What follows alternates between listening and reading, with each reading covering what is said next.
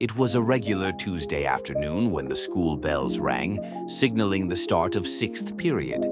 Everyone was tired, looking forward to the weekend, but still trying to stay focused. The classroom was quiet, save for the tapping of keyboards and the occasional cough.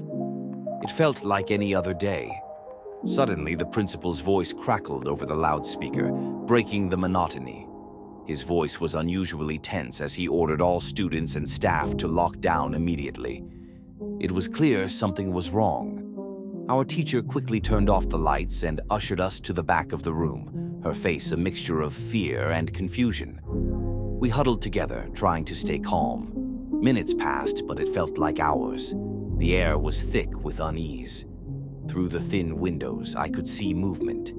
A dark figure crossed the courtyard, his silhouette distorted in the fading sunlight.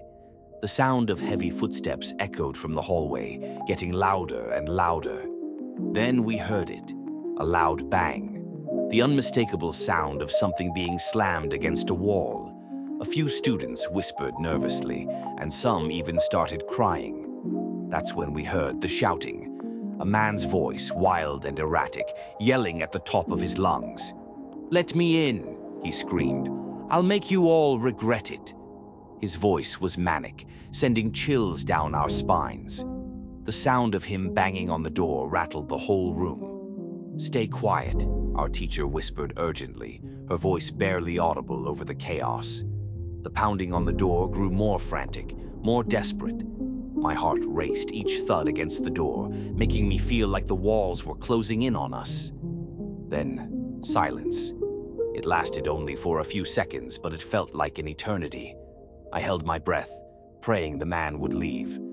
The quiet stretched out, and just when I thought it was over, we heard him again. His voice, still wild but distant now. He was moving down the hallway, shouting incoherently. The sound faded, and soon we were left in a terrifying stillness. Eventually, the principal came back on the intercom. His voice was shaking as he explained that a dangerous individual had entered the building. The man had attacked a teacher in the front office, but thankfully, the staff had managed to get him away before things escalated further. The authorities were on their way, but it didn't end there. Rumors spread quickly among the students. Some said the man had been hiding somewhere in the building. Others claimed he had been carrying a weapon.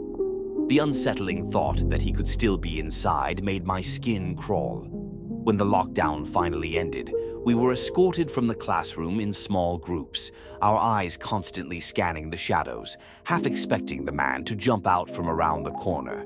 Later, we learned that the police had found the man in a janitor's closet.